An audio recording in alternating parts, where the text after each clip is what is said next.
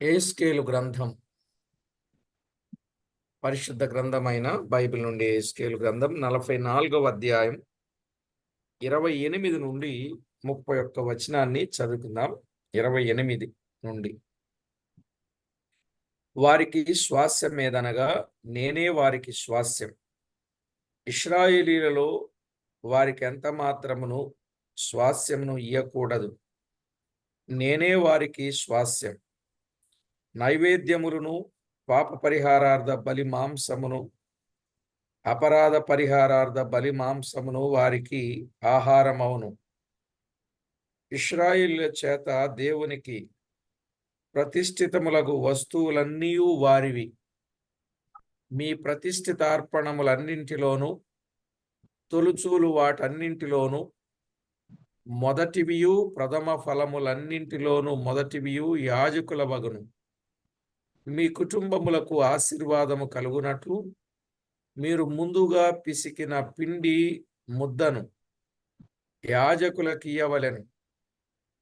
పక్షులలోను పశువులలోను తనకు తాను చచ్చిన దానిని గాని చీల్చబడిన దానిని గాని యాజకులు భుజింపకూడదు. చదవబడిన ఈ లేఖనం కొరకై ప్రార్థన చేసి వాక్యాన్ని ధ్యానం చేద్దాం. ప్రార్థన చేసుకుందాం. జీవాధిపతి అయిన మా దేవా, కృపా కనికరములు గల మా ప్రియ ప్రభువా, అద్భుతకరుడా, ఆశ్చర్యకరుడా, ఆలోచనకర్త, నిత్యుడవగు తండ్రి, సమాధానాధిపతి అయిన మా ప్రభువా, మహోన్నతుడా, మహిమోన్నతుడా, మీ ఘననామానికి వందనాలు, స్తుతులు, స్తోత్రాలు చెల్లిస్తున్నాం. దేవా, ఎంతో ఎక్కువగా ప్రేమించిన వాడవు, కృపతో జ్ఞాపకము చేసుకున్న వాడవు. నేటి వరకు సజీవులుగా మా ప్రభువా మమ్మను మీరు బలపరచి భద్రపరచి కాపాడుచున్నవాడుగా ఉన్నందుల కొరకై స్తోత్రములు.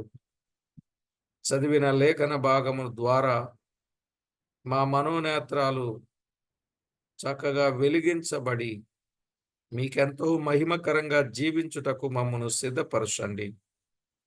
కృపతో జ్ఞాపకం చేసుకోమని, అన్ని విషయాల్లోనూ ఆదుకుంటారని మా ప్రభువు మా రక్షకుడైన యేసు క్రీస్తు అమూల్యమైన నామమున స్తోత్రము చెల్లించి ప్రార్థించి వేడుచూ ఉన్నాము తండ్రి.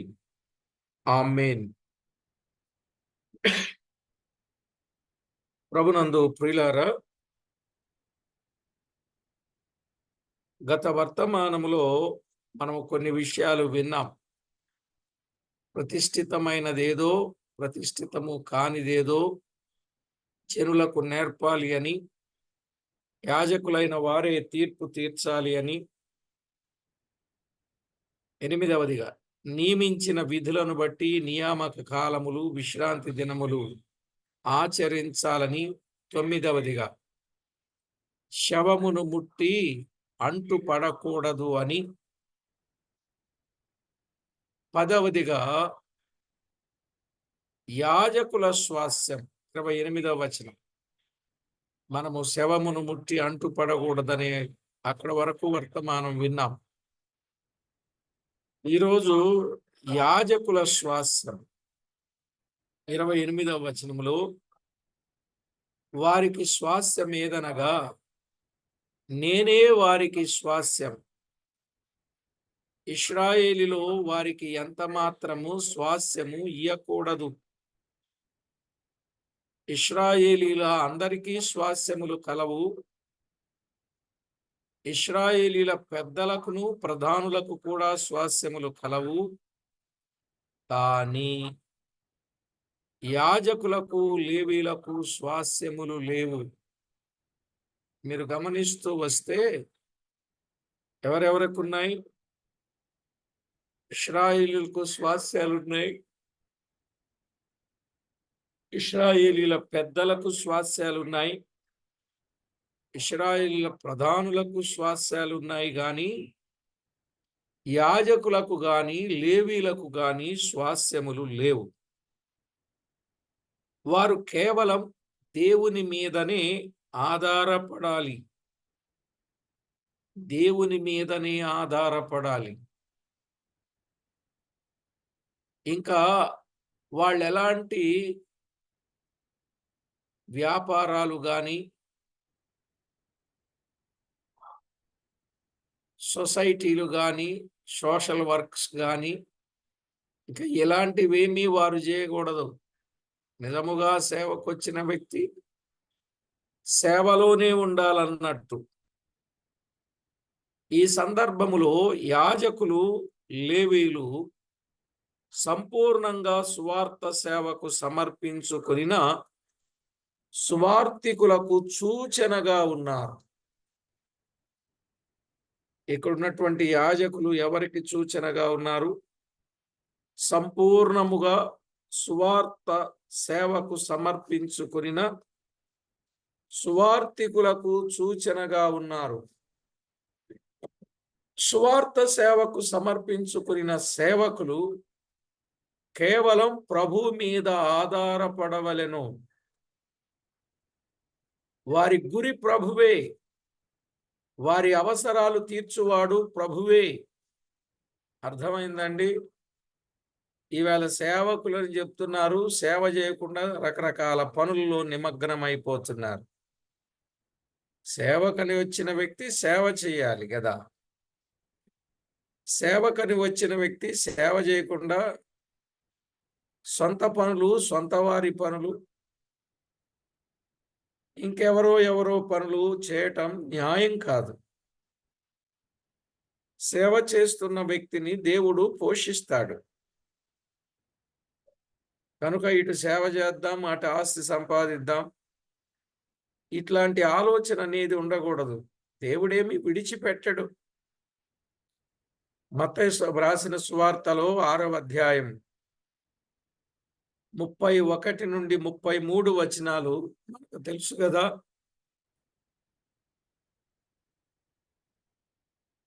ఆహారమును గూర్చి అయినను, వస్త్రమును గూర్చి అయినను చింతింపకుడి.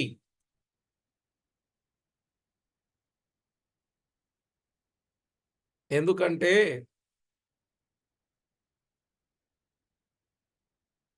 వస్త్రము కంటే దేహము గొప్పది, ఆహారము కంటే ప్రాణము గొప్పది. ఏమి తిందుమో, ఏమి త్రాగుదుమో, ఏమి ధరించుకుందుమని వాటన్నింటి గురించి చింతింపకుడి. అన్యజనులు వీటన్నిటి విషయమై విచారింతురు. కానీ మీరైతే ఇవన్నీ మీకు కావాలనని మీ పరలోకపు తండ్రికి తెలియను.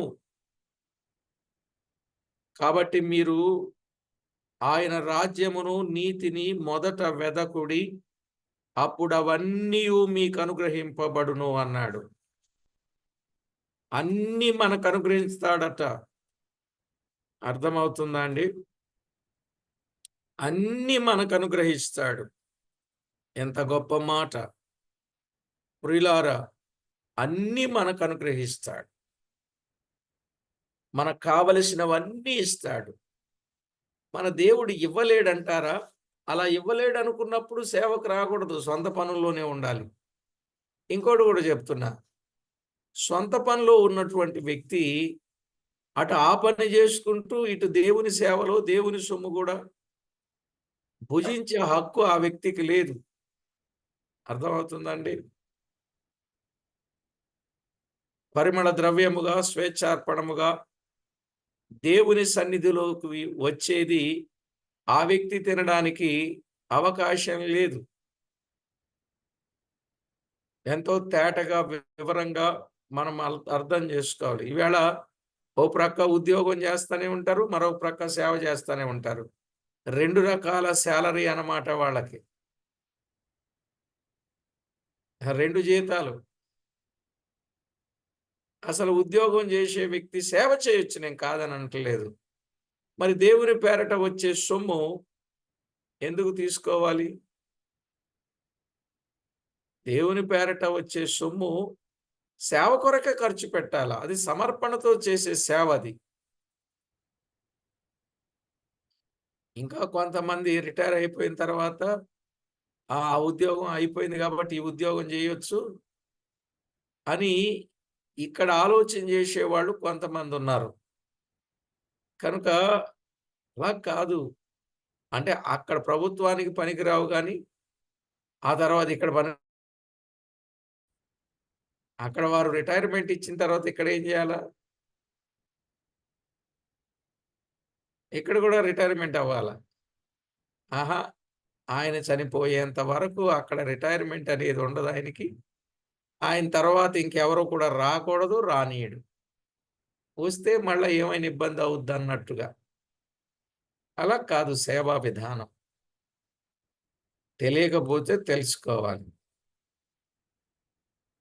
అంతే తప్ప సొంత ఆలోచనలు, సొంత విధానాలు మంచివి కావు. చెప్పాడు, యాజకులకు, లేవీయులకు స్వాస్థ్యములు లేవు. వారు కేవలం దేవుని మీదనే ఆధారపడాలి. సంపూర్ణంగా సువార్త సేవకు సమర్పించుకొనిన సువార్థికులరు వారికి కావలసిన వాటిని మనము సహాయం చేయాలి. సువార్త సేవకు సమర్పించుకున్న సేవకులు మనుషుల మీద, సంస్థల మీద, శాఖల మీద ఆధారపడకూడదు. మరి ఎవరి మీద ఆధారపడాలి? ప్రభువు మీదే ఆధారపడాలి. ప్రభువే గురిగా పెట్టుకో. వారి అవసరాలు తీర్చేవాడు ప్రభువే. నేను చాలా ప్రభువును స్తుతిస్తా ఉంటా. ఎందుకంటే నేనెప్పుడు ఎవరి మీద ఆధారపడను. అది మీ అందరికి కూడా తెలుసు. తెలుసండి? తెలీదా? ఒకసారి చెప్పండి కొంచెం మీ చెయ్యి చూపించు సిగ్నల్. నేను మనుషుల మీద ఆధారపడడం గానీ, ఇంకా శాఖల మీద ఆధారపడడం ఇట్లాంటివి ఎప్పుడైనా చేస్తున్నానా? నేనెప్పుడు ఎవరి మీద ఆధారపడను. ప్రభువు మీదే ఆధారపడతా. నిజంగా నా జీవితంలో నేను చాలా సంతోషిస్తానన్నమాట. దేవుడు ఎప్పుడు ఒక దేవుని సేవకునిగా ఖచ్చితంగానే నిలబెట్టాడు. ఎవరికి చెయ్యి చాచకుండానే నిలబెట్టాడు. దేవుని మీద ఆనుకున్నప్పుడు దేవుడే అన్నీ కూడా నడిపిస్తాడు అనడానికి నేనే ప్రత్యక్ష సాక్ష్యం అని అనిపిస్తా ఉంటది నాకు. మన శక్తికి మించి కూడా సేవ చేస్తున్నాం అనిపిస్తది ఒక్కొక్కసారి. ఇప్పుడు చూడండి, రేపు సువార్త సేవకు వెళ్తున్నాం. ఎంత ఖర్చొచ్చుద్దండి? అయినా దేవుని మీదే భారం వేసుకొని మనం వెళ్తున్నాం. దేవుని పేరట వెళుతున్నప్పుడు దేవుడే మీలో కొందరిని ప్రేరేపిస్తాడు. అలాగున ఆ పరిచర్య కొనసాగిస్తాడు. నా విశ్వాసం. అయితే ఎవరో ఏదో ఇస్తారు, చేస్తారని నేను సేవకు వెళ్ళేది గాదు. కానీ వెళ్ళినప్పుడు దేవుడే కనికరం చూపిస్తాడు. భారం కలిగినటువంటి వారు సువార్త సేవలో పాలివారు అవ్వాలి అనుకున్నవారు, మేము వెళ్ళలేము, వెళ్ళే వారిని పంపాలి అని అనుకున్నవారు తప్పనిసరిగా సేవలో ఏమవుతారు? పాలివారవుతారు. ఆ బర్డెన్ ఉన్నటువంటి వారు. నిజమే. దైవ కార్యాలు దేవుని మీద ఆనుకొని ఆధారపడి సేవ చేయాలి. ప్రభువే అక్కర్లు తీరుస్తాడు, అవసరతలు తీరుస్తాడు. ఇక 11వ విషయాన్ని మనం విందాం. యాజకుల స్వాస్థ్యం ఏమిటి? ఆయనే స్వాస్థ్యం. ద్వితీయోపదేశ కాండంలో కూడా ఈ మాట చెప్పాడు. ఒకసారి చూద్దాం ఆగండి.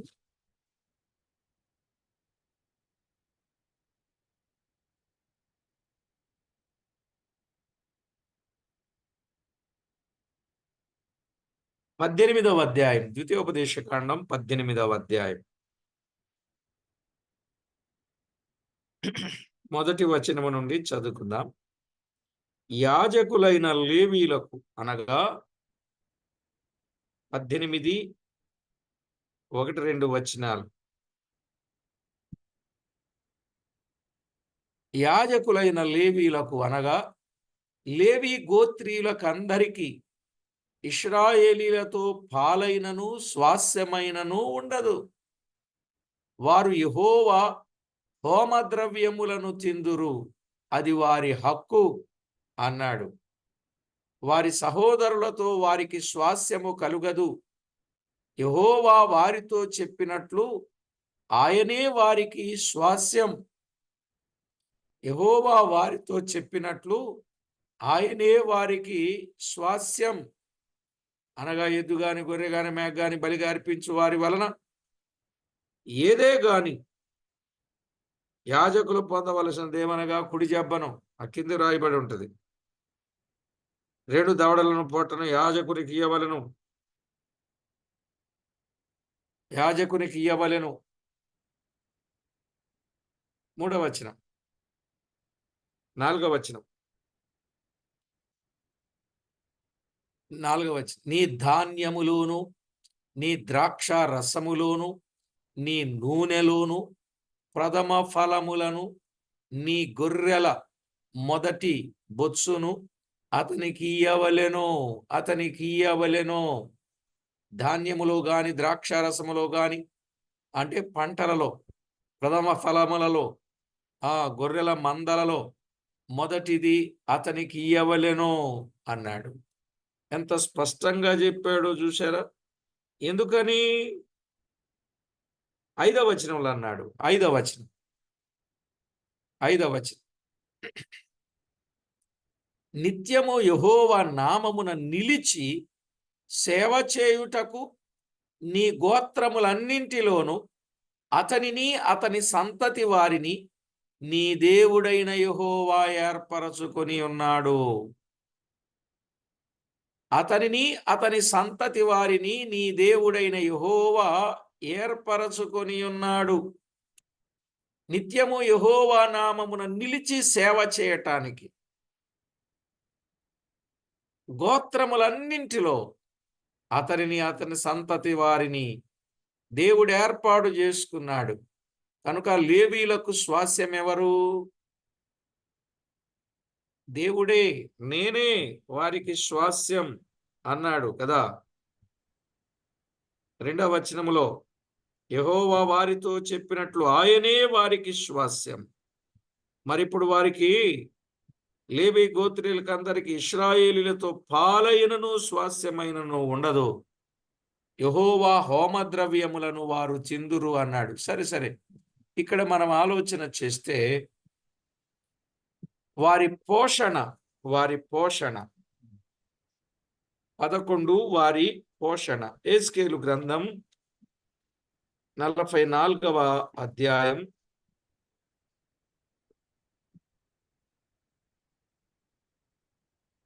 44వ అధ్యాయం 28వ వచనము నుండి మనము చదువుకున్నప్పుడు వారి పోషణను గూర్చిన విషయాలు ఆ భాగంలో మనము చూస్తాం.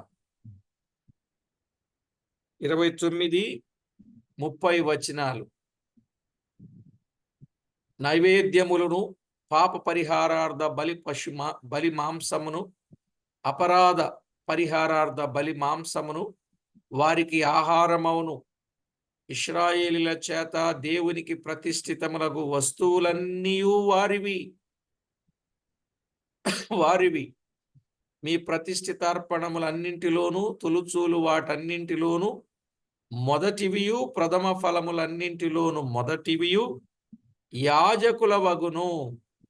మీ కుటుంబములకు ఆశీర్వాదము కలుగునట్లు మీరు ముందుగా పిసిగిన పిండి ముద్దను యాజకులకు ఇయ్యవలెను.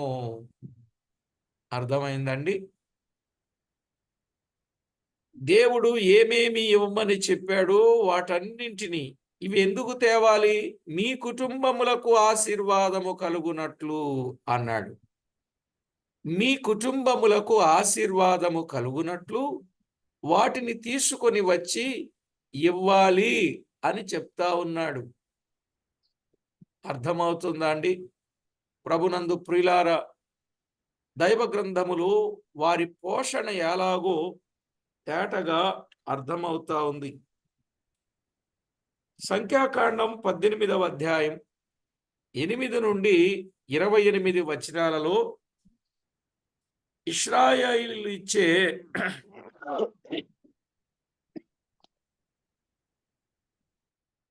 సంఖ్యాకాండం 18వ అధ్యాయం 8 నుండి 28 వచనాలు ఇశ్రాయేలీలు ఇచ్చే దశమ భాగములన్నీ లేవీలకు యాజకులు, బలులు అర్పించువారు లేవీలు, పరిచారకులు.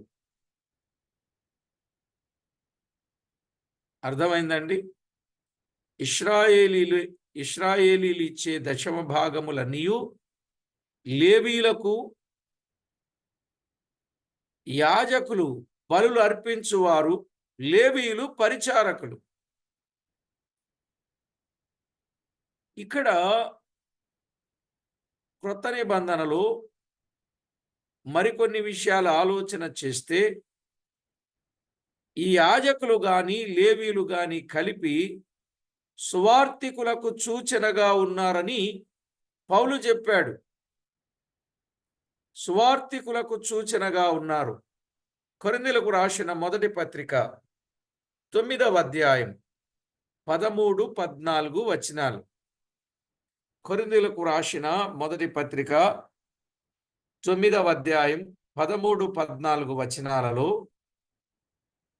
వ్రాయబడిన మాట: ఆలయ కృత్యములు జరిగించువారు ఆలయము వలన జీవనము చేయుచున్నారనియు, బలిపీఠమునొద్ద కనిపెట్టుకొని ఉండువారు బలిపీఠముతో పాలివారయున్నారనియు మీరెరుగరా?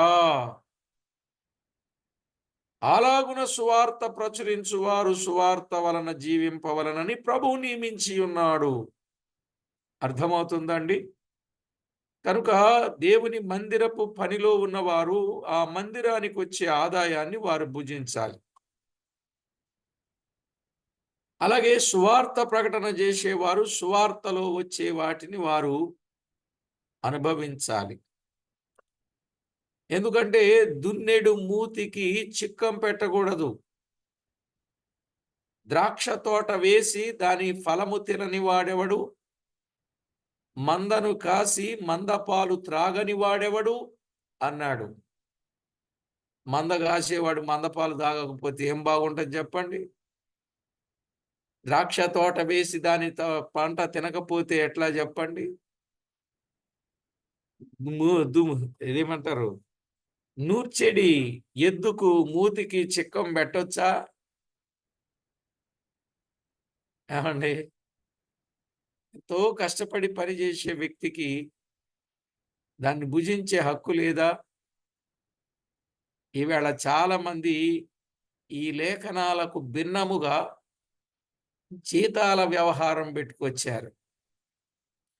ఇక జీతమే వాళ్ళకే.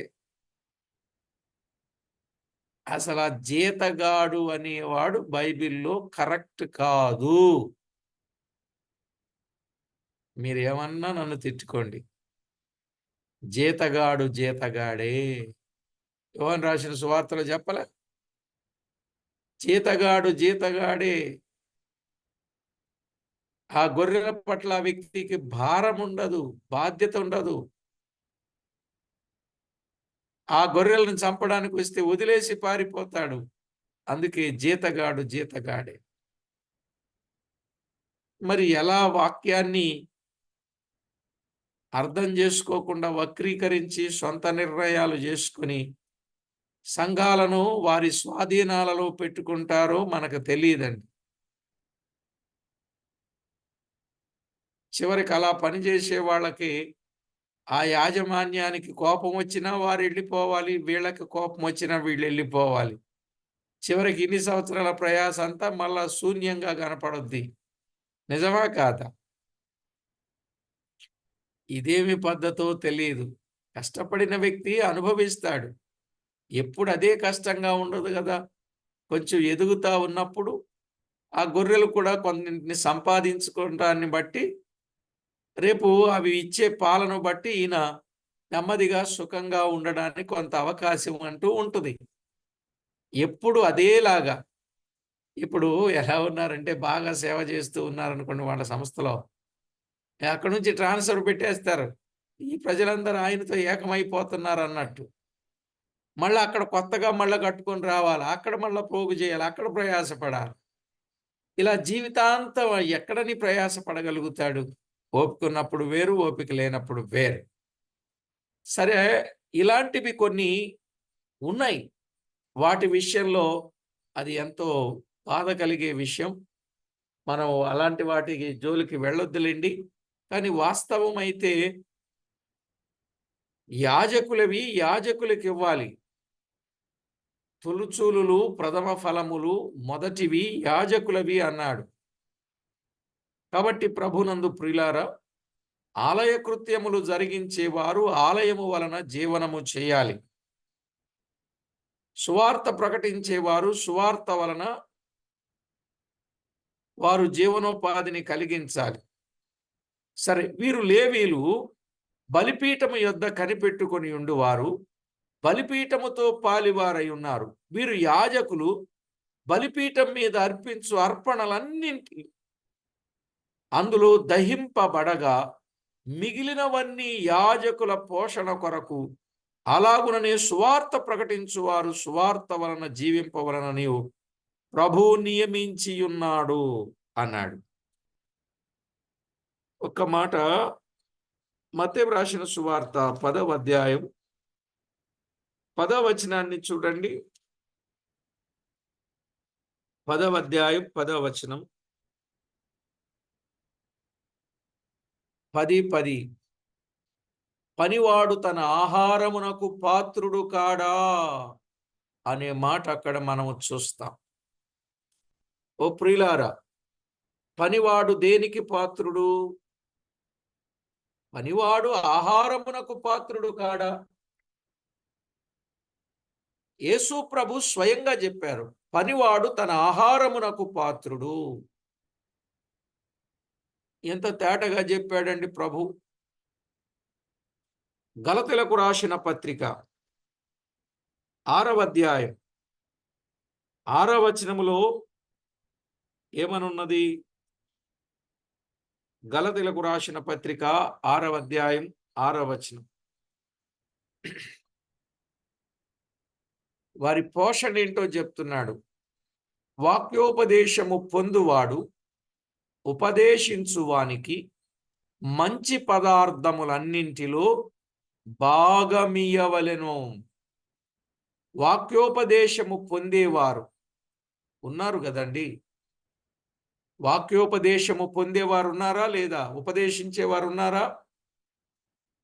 ఉన్నారు. ఇప్పుడు ఉపదేశించే వానికి ఏం చేయాలి? మంచి పదార్థములన్నింటిలో భాగమియ్యవలెను. ఏమండి, అసలు మంచి వాటిని అనగలగుంచండి, అసలు భాగం ఏదైనా ఇస్తున్నారా?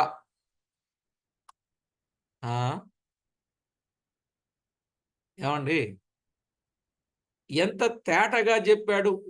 ఉపదేశము పొందువారు ఉపదేశించు వారికి మంచి పదార్థాలలో భాగమివ్వాలి. ఇప్పుడు చెప్పండి, అంటే మనం టూకీగా మాట్లాడుకుందాం. 4 సంవత్సరాల పైబడి మనం వింటున్నాం కదా. ఉపదేశం వింటున్నారా లేదా? వేల ప్రసంగాలు ఇప్పటి వరకు విన్నారు. ఉపదేశించే వానికి మంచి పదార్థాల్లో ఏమి ఇవ్వాలంట? భాగం ఇవ్వాలంట. ఎప్పుడన్నా ఇచ్చారా?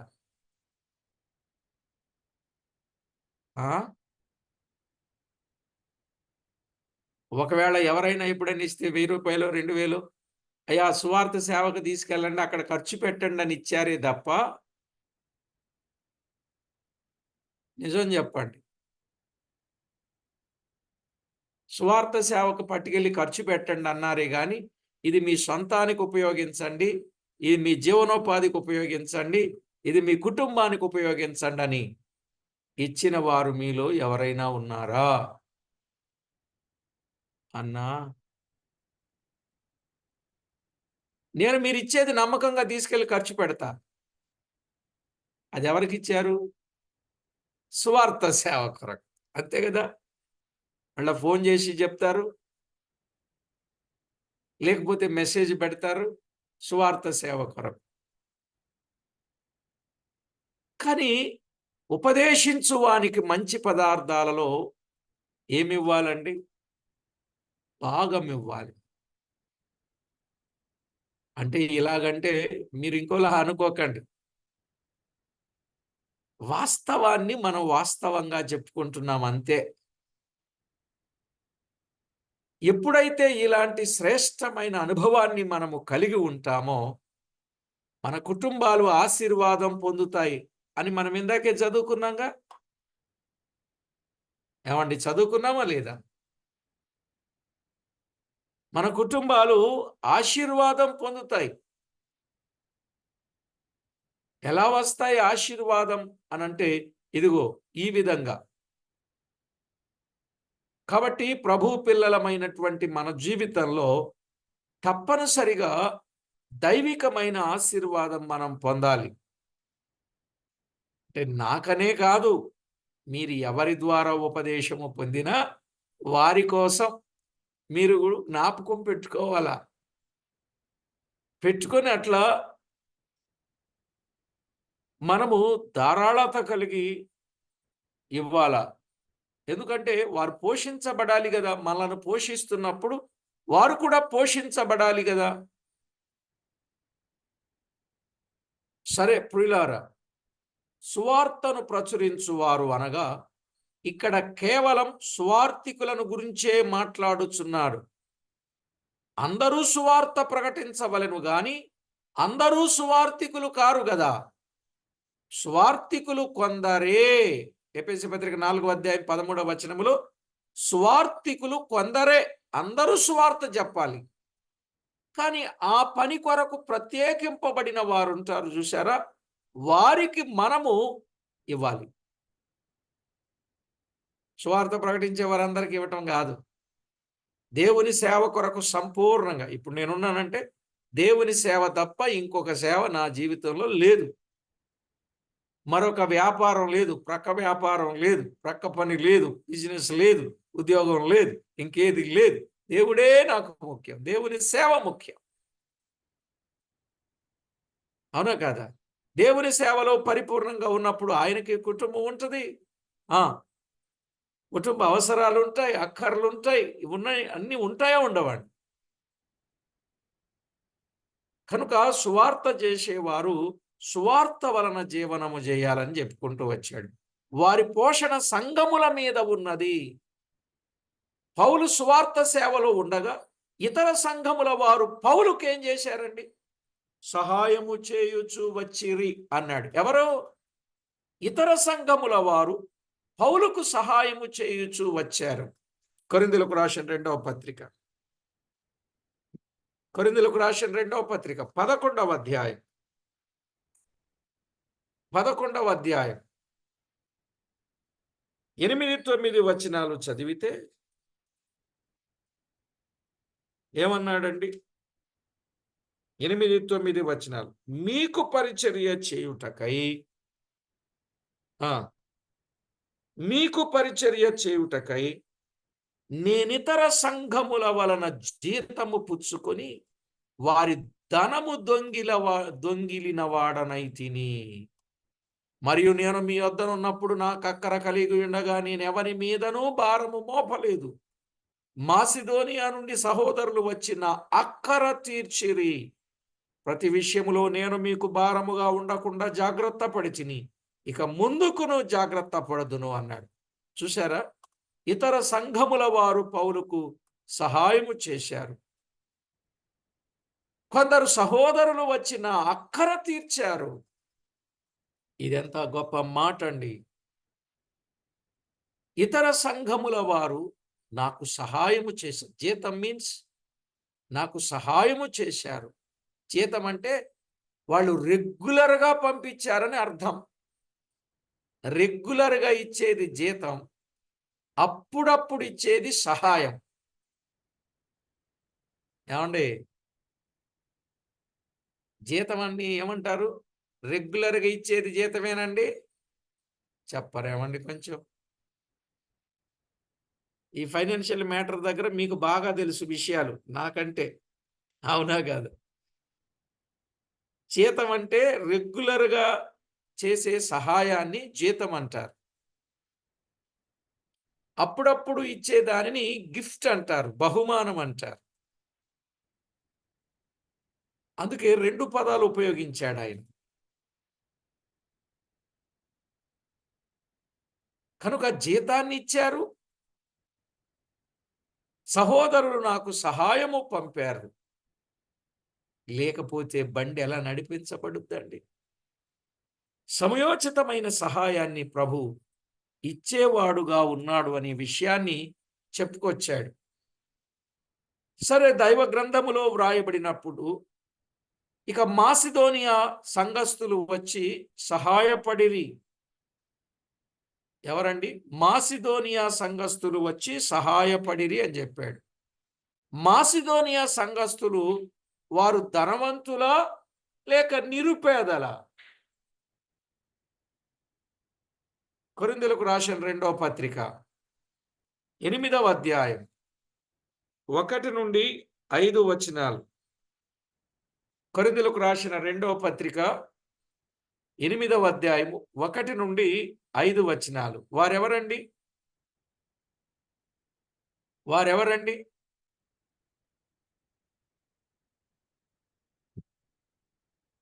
సహోదరులారా, మాసిదోనియా సంఘములకు అనుగ్రహింపబడి ఉన్న దేవుని కృపను గూర్చి మీకు తెలియజేయుచున్నాము.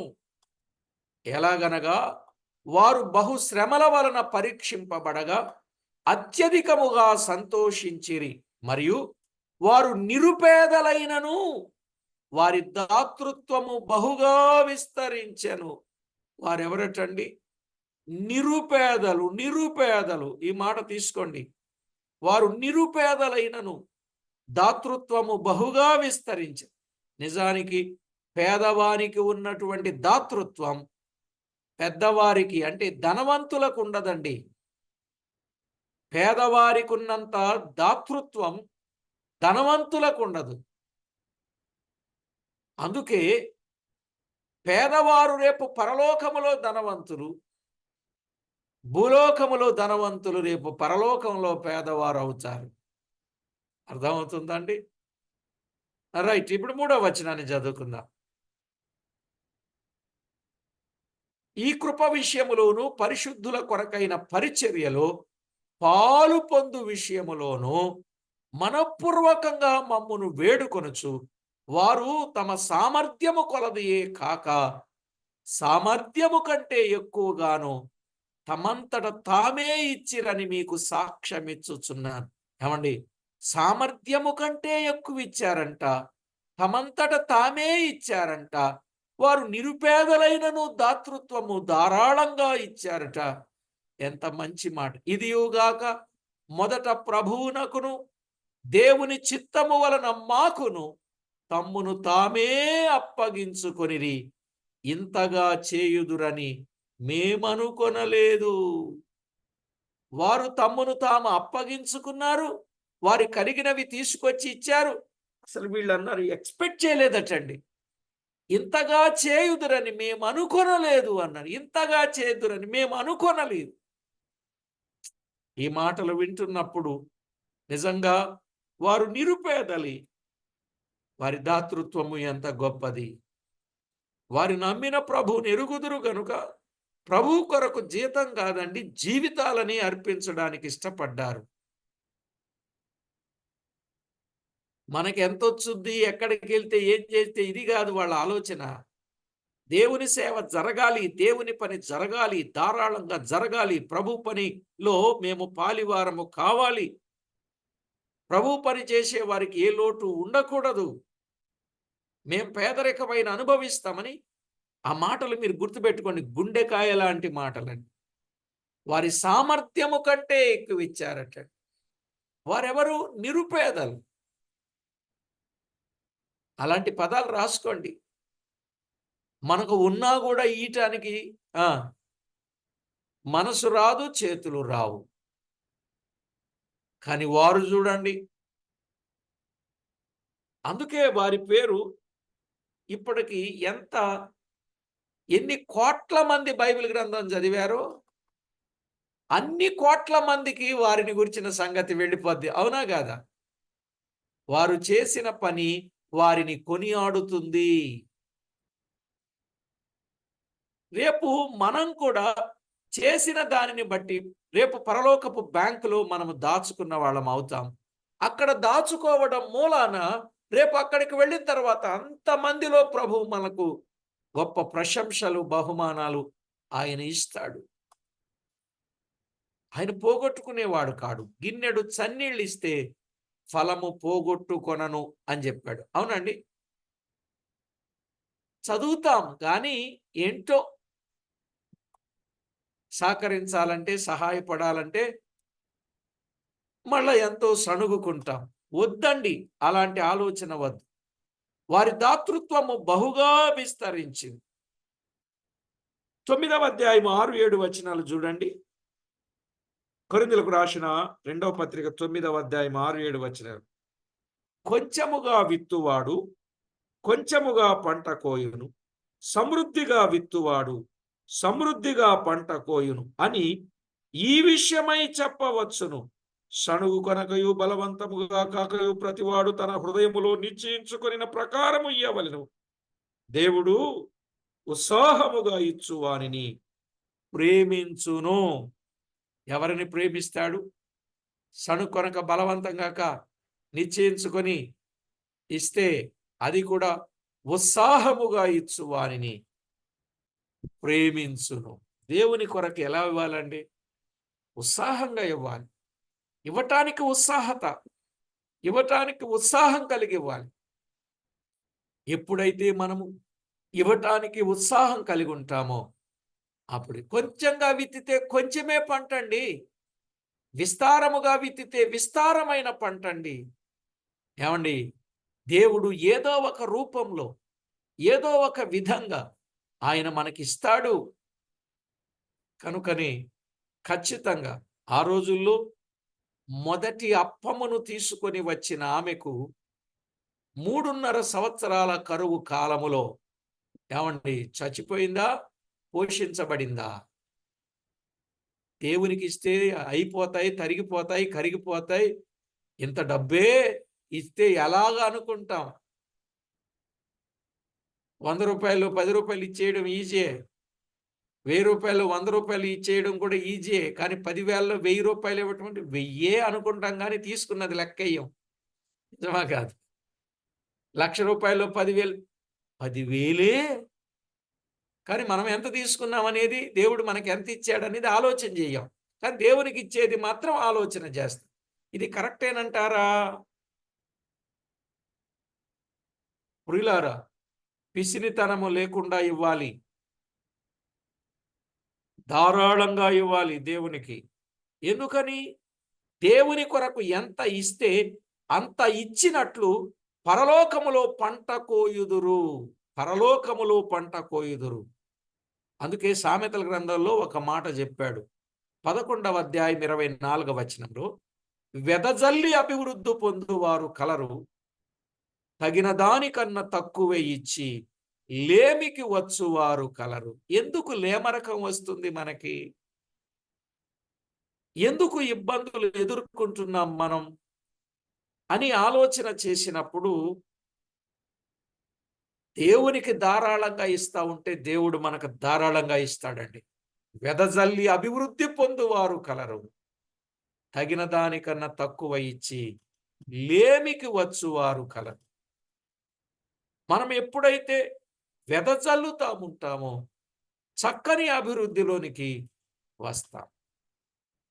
తగిన దానికన్నా తక్కువ ఇవ్వకూడదు. మాసిదోనియా సంఘములో ఇచ్చే ఈవులు, మాసిదోనియా సంఘములు అనగా వాటిలో ముఖ్యమైనది ఫిలిప్పి పట్టణం. మాసిదోనియా సంఘముల వారు అన్నాడు కదా, అనగా ముఖ్యముగా మాసిదోనియా సంఘములో ముఖ్యమైనది ఏది? ఫిలిప్పి పట్టణం. ఈ ఫిలిప్పి సంఘస్థులు మాటి మాటికి పౌలుకు సహాయము చేయుచు వచ్చిరి అన్నాడు. ఫిలిప్పి పత్రిక 4వ అధ్యాయం 10 నుండి 18 వచనాలు. ఫిలిప్పీలకు రాసిన పత్రిక 4వ అధ్యాయం 10 నుండి 18 వచనాలు. అంతా చదువుకుందామా? వద్దులేండి. ఇక్కడ మనం ఆలోచన చేసినప్పుడు ఎంత సహాయం వారు పొందుతూ వచ్చారో ఆ విషయాలన్నీ చెప్పాడు. మీరు చదవండి, చాలా అమూల్యమైన సంగతులు అక్కడ వ్రాయబడ్డాయి. ఆఖరి వచనం 18వ వచనాన్ని మనం 16వ వచనం చదువుకున్నా అన్ని చదువుకుంటే బాగుండేటట్టుంది. సరే, ఒకసారి చదివేస్తాను 10 నుండి. నన్ను గురించి మీరిన్నాళ్లకు మరలా యోచన చేయసాగితిరని 10వ వచనం. ఆయన అంటున్నాడు, మాసిదోనియాలో ఉన్న సంఘం ఫిలిప్పీ సంఘం. ఈ ఫిలిప్పీ సంఘస్థులతో అంటున్నాడు, నన్ను గూర్చి మీరిన్నాళ్లకు మరలా యోచన చేయసాగితిరని ప్రభువునందు మిక్కిలి సంతోషించి తిని. ఎవరిని గురించి యోచన చేస్తున్నారండి? పౌలును గురించి ఫిలిప్పీ సంఘస్థులు యోచన చేస్తున్నారంట. ఆ విషయంలో మీరు యోచన చేసి ఉంటిరి గాని తగిన సమయము దొరకకపోయింది. 11వ వచనం. నాకు కొదువ కలిగినందున నేనిలాగు చెప్పుట లేదు. పా, ఎంత మంచి మాట. నాకు కొదువ కలిగినందున నేనిలాగు చెప్పుట లేదు. నేను ఏ స్థితిలో ఉన్నానో ఆ స్థితిలో సంపూర్ణ, ఏ స్థితిలో ఉన్నానో ఆ స్థితిలో సంతృప్తి కలిగి నేర్చుకొని ఉన్నాను. సంతృప్తి కలిగి నేను ఏ స్థితిలో ఉన్నా. 12వ వచనం స్క్రీన్ మీద కనపడుతున్నాయి చూడండి. దీన స్థితిలో నేను ఎరుగుదును, సంపన్న స్థితిలో నెరుగుదును.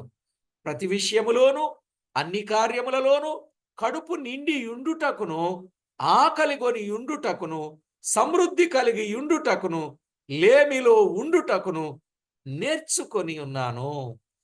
అన్నీ కూడా నన్ను బలపరచువాని అందే నేను సమస్తమును చేయగలను. అయినను నా శ్రమలో మీరు పాలు పుచ్చుకొనినది మంచి పని. మీరు కూడా నా శ్రమలో పాలు పుచ్చుకొనినది మంచి పని. ఫిలిప్పీలారా, సువార్తను నేను బోధింపనారంభించి మాసిదోనియాలో నుండి వచ్చినప్పుడు ఇచ్చు విషయములోను పుచ్చుకొని విషయములోను మీరు తప్ప మరి ఏ సంఘపు వారును నాతో పాలివారు కాలేదని మీకే తెలియదు. ఇచ్చే విషయములో అలాగే బీదలైన వారికి ఈయన సహాయం చేసేవాడు. పుచ్చుకునే విషయములో మీతో పాటు పాలివారు ఎవరు లేరు. ఎలయనగా తెస్సలోనికలో కూడా మీరు మాటి మాటికి నా అవసరము తీర్చుటకు సహాయము చేసిరి. ఆయన తెస్సలోనికలో ఉన్నప్పుడు కూడా మాటి మాటికి సహాయము చేశారు. నేను ఈవిని అపేక్షించి ఇలాగూ చెప్పుటలేదు. ఏమండోయ్, ఆయన చెప్పిన మాటలే నేను కూడా చెప్పినట్టుంది. ఈవిని అపేక్షించి చెప్పుటలేదు గాని మీ లెక్కకు విస్తార ఫలము రావాలనని అపేక్షించి చెప్పుచున్నా. మీ లెక్కకు విస్తార ఫలము రావాలి. నాకు సమస్తమును సమృద్ధిగా కలిగి ఉన్నది. మీరు పంపిన వస్తువులు ఎఫ్రోదీతు వలన పుచ్చుకొని ఏమీ తక్కువ లేకయున్నాను. అవి మనోహరమైన సువాసనయు దేవునికి ప్రీతికరమును ఇష్టమునైన యాగమునై ఉన్నవి. ఎంత వండర్ఫుల్ విట్నెస్! ఎంత విలువైన సాక్ష్యాన్ని ఈ ఫిలిప్పీల కొరకు ఇచ్చాడండి. ప్రియులారా, మన కొరకు ఇలాంటి మంచి సాక్ష్యం ఇచ్చే సంఘము గాని, సేవకులు గాని, దైవజనులు, సువార్థికులు ఉన్నారా?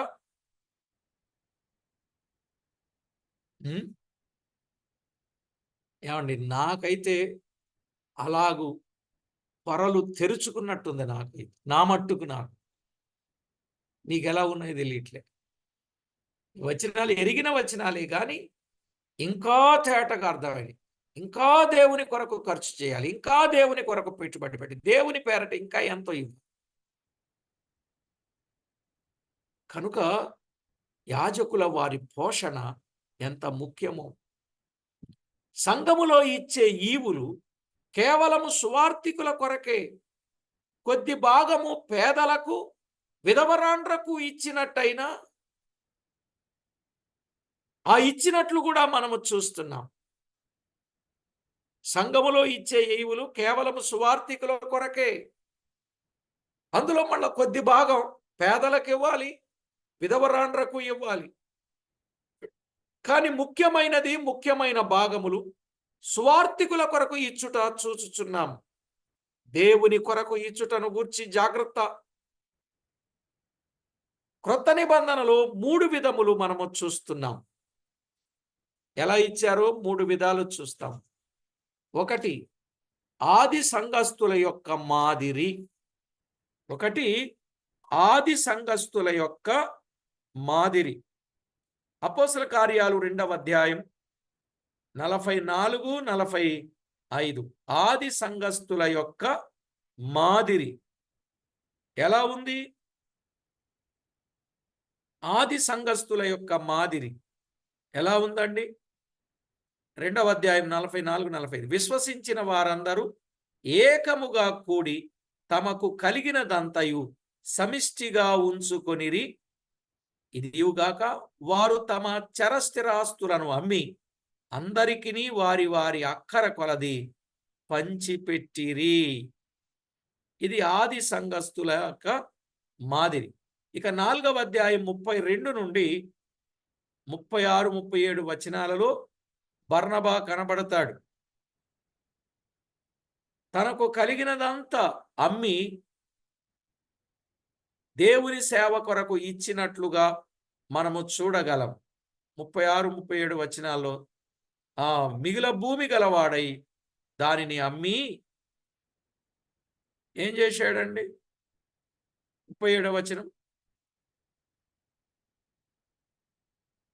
దాని వెల తెచ్చి అపోస్తలుల పాదముల యొద్ద పెట్టెను. దాని వెల తెచ్చి అమ్మేసి అపోస్తలుల పాదముల యొద్ద పెట్టాడు. ఇది ఆది సంఘము యొక్క మాదిరి. వారు చరస్థిరాస్తులను అమ్మి తీసుకొని వచ్చి వారి పాదముల యొద్ద పెట్టారు. ఇక రెండవది మాసిదోనియా సంఘస్థుల మాదిరి. మనం ఇప్పటిదాకా విన్నాం. మాసిదోనియా సంఘస్థుల మాదిరి. వారు తమ సామర్థ్యము కంటే ఎక్కువ తమంతట తామే ఇచ్చిరి. ఏమిచ్చారండి? ఇలాంటి పదాలు రాసుకోండి, ఉపయోగకరంగా ఉంటాయి ఎప్పుడైనా. వారు తమ సామర్థ్యము కంటే ఎక్కువ తమంతట తామే ఇచ్చిరి. ఇక మూడవది ప్రభువు చూపిన మాదిరి. ఆయన ధనవంతుడైండి మీరు ధనవంతులు కావాలనని మీ కొరకు దరిద్రుడాయను. కొరింథీయులకు రాసిన 2వ పత్రిక 8వ అధ్యాయం 1 నుండి 9 వచనాలు. 1 నుండి 9 వచనాలు.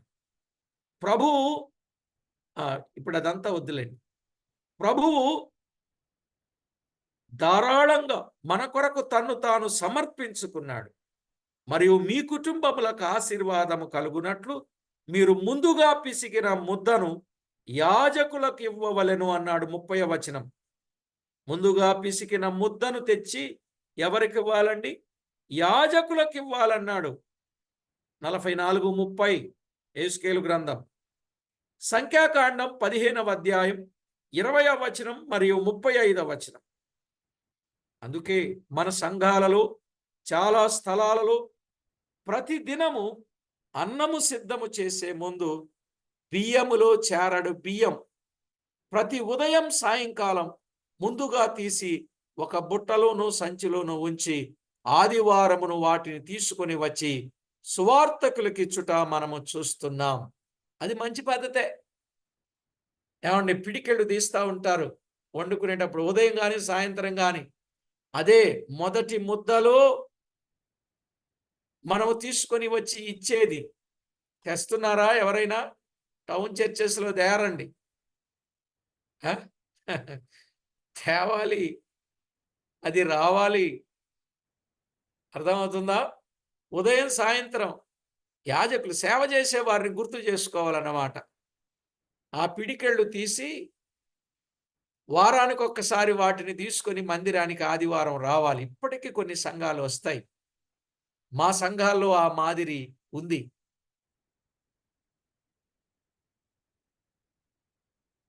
ఆ వచ్చే వాటిని సేవకులకు నేను అందజేస్తా ఉంటాను. కాబట్టి ప్రభునందు ప్రియులారా, దేవుని పిల్లలమైనటువంటి మనం ఆ విధమైనటువంటి పని చేయాలి. మంచి పద్ధతి. పక్షులలో గాని, పశువులలో గాని తనకు తాను చచ్చిన దానిని గాని, చీల్చబడిన దానిని గాని యాజకుడు భుజింపకూడదు. 31వ వచనం. 12వది. ఇది 12వది.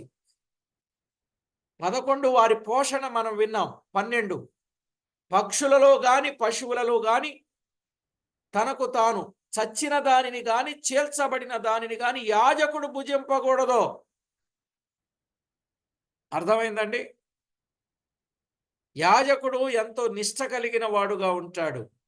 ఇలాంటి వాటిని తినకూడదు.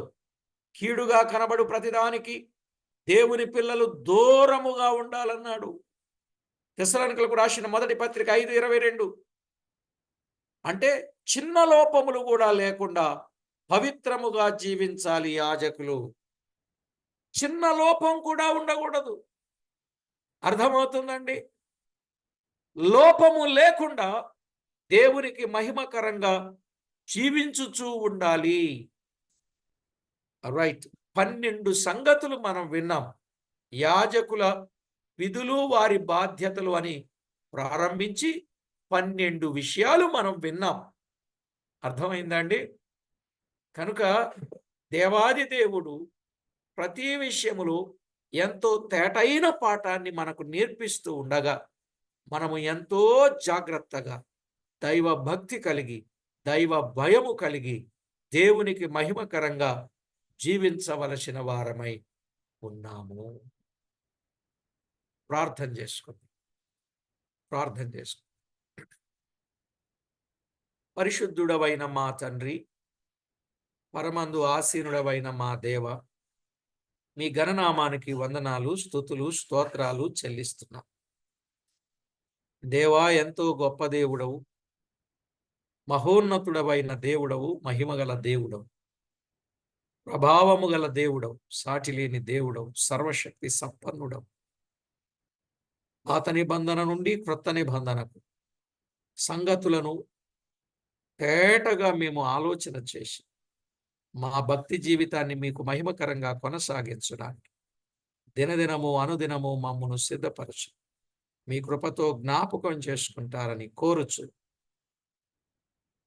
విన్న విషయాలు అందరి హృదయాలలో ఫలింపజేసి మహిమ పొందుతారని మా ప్రభువైన యేసుక్రీస్తు నామమున స్తుతించి స్తోత్రించి ప్రార్థించి మిక్కిలి వినయముగా బ్రతిమిలాడి వేడుచూ ఉన్నాం మా పరమ తండ్రి. ఆమేన్.